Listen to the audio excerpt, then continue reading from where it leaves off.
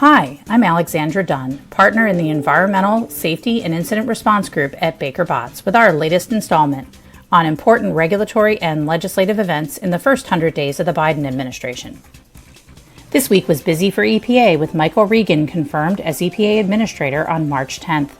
Regan has highlighted environmental justice and emerging chemicals like PFAS as priorities. This week, EPA also announced reconsideration of several Trump regulations. First, EPA will delay the start of a revised lead and copper rule to obtain more input. The rule requires cities to notify residents of exposure to lead-tainted water within 24 hours and requires lead monitoring at schools and child care centers. EPA is also seeking additional input on rules restricting or prohibiting the use of 5 persistent bioaccumulative and toxic chemicals, including PIP-3.1. PIP-3.1 is a plasticizer, flame retardant, or anti-wear additive found in a range of items, from TVs to forklifts. Companies asserted a March 8th phase-out for PIP-3.1 would disrupt global supply chains. EPA will not enforce the PIP-3.1 prohibitions for 6 months and is reconsidering the rule. I now turn it to my colleague for further developments. Hi, I'm Tom Holmberg, a partner in the Global Projects Group. Last week, the administration announced funding for research on clean energy and decarbonization technology. On March 4, the Department of Energy announced $115 million of grant funding for clean energy research and development projects through the DOE's Small Business Innovation Research and Small Business Technology Transfer programs. The funding opportunity is available to small businesses, and it is intended to promote the development of breakthrough technologies in the clean energy space. On March 5th, the Department of Energy announced its intention to invest up to $24 million in research for direct air carbon capture technology. This funding opportunity is available to national laboratories, universities, industry, and nonprofit organizations, and is administered through the DOE's Office of Basic Energy Science. Given the Biden administration's focus on climate matters, we expect similar announcements in the coming months. Hi, I'm Carina Antweil, partner in Baker Botts' Houston Corporate Department, here to update you on the latest ESG developments at the U.S. Securities and Exchange Commission. On March 4th, 2021, the SEC announced its creation of an enforcement task force on climate and environmental, social, and governance issues, also known as ESG.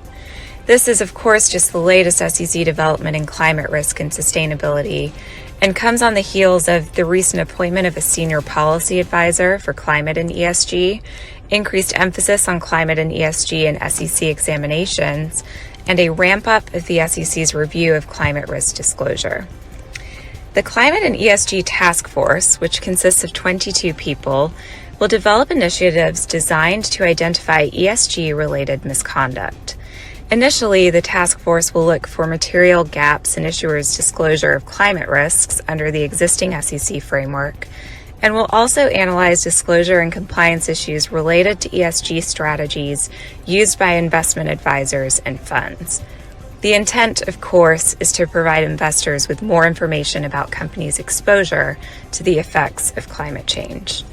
Public companies should take steps now to ensure that their ESG-related disclosures, and not only those in their Exchange Act filings, but also those on their websites and their sustainability reports, go through the same level of review and disclosure controls as other financial information in MD&A. The announcement of this task force is more evidence of the SEC's intention to provide further scrutiny on topics relating to ESG and climate change, as President Biden and his administration pushed for a dramatic shift in the national agenda. For now, SEC disclosure obligations relating to ESG remain the same. However, we expect this to be a rapidly evolving area of law, so please reach out to your friends at Baker Botts if we can assist you in any way as you navigate these waters. I'm Jeff Oliver, partner in the Antitrust Group at Baker Botts, here to give you a brief update on the antitrust news this week under President Biden's administration. The president gave strong indications this week that he will appoint Lina Khan to one of the 2 open commissioner seats at the FTC. Ms. Khan is a scholar at Columbia University and a supporter of strong antitrust enforcement. She is particularly concerned about the dangers posed by big technology companies. If appointed, Ms. Khan, who is 32 years old, would be the youngest ever FTC commissioner. President Biden appointed Tim Wu, another Columbia scholar and aggressive advocate for antitrust enforcement, to the White House National Economic Council. Observers viewed Mr. Wu's appointment and the potential appointment of Ms. Khan as further evidence that President Biden will pursue strong antitrust enforcement during his administration. But politicians on both sides of the aisle have been vocal in response to the appointments. Democrats are largely supportive. Mike Lee, the top GOP member of the Senate Antitrust Committee, was quick to criticize the potential appointment of Ms. Khan to the commission, citing her age and aggressive stance on antitrust reforms. Others reportedly under consideration for the other open seat at the FTC include Alvaro Bedoya, head of the Center on Privacy and Technology at Georgetown, Michael Kaitis, a former Klobuchar aide and current head of competition policy at the Washington Center for Equitable Growth, and D.C. Attorney General Karl Racine. All three are viewed as aggressive antitrust enforcers. That's it on antitrust for this week. We will be back next week with further updates.